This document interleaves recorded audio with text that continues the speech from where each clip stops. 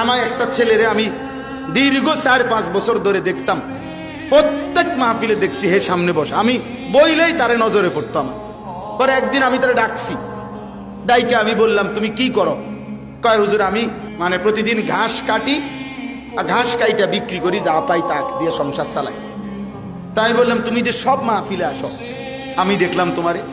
কয় হুজুরে যখনই আপনার কোনো পোস্টার দেখি, কয় আমি তখন এই ঘাস কাটার টাকার থেকে একটু একটু টাকা জমাই, গাড়ি ভাড়া মিলাইয়া রাখি, আপনার ওয়াজ শুনতে যাবো।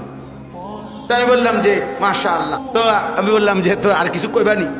কও যে আমার জীবনের একটা স্বপ্ন আছে। আমি বললাম কি স্বপ্ন কও? আমি 10 টাকা 50 টাকা করে জমাইতেছি, আল্লাহ যদি আমারে কোনোদিন তৌফিক দেয় আমি আমনের আমগা এলাকায় দাওয়াত দিয়ে নিয়ে ওয়াজ করাম।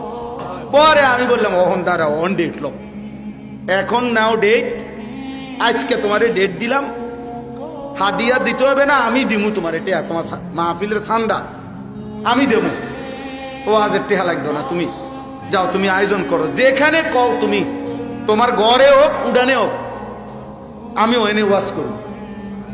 আমি বলছি আমি যাবো, ডেট দিলাম, যাও। এই ছেলেটা তার দাওয়াতে আমি গেছি মাহফিলে, গিয়ে দেখছি ওই গ্রামের মানে ওই উপজেলার সবচেয়ে বড় কলেজ হাই স্কুল মাঠ, যেটা বিশাল মাঠ, এই মাঠে এই ছেলে মাহফিল মানে আয়োজন করছে। আমি গিয়ে দেখি একেবারে যদি কম হয় মানুষ 15-20 হাজার, স্টেজে যদি একেবারে না হয় হুজুর 300-400 হুজুর হইব। হুজুর খেলাফত মজলিসের যিনি কেন্দ্রীয় আমির, এই যে দেওয়াল ঘড়ি মার্কার যে খেলাফত মজলিস, উনি বসা পাশে, ওনার বাড়িতে বানিয়েছে বড় বড় হুজুর সব। তাই বললাম কি রে কারবারটা কি, তাহলে কার মাহফিলে দেয়?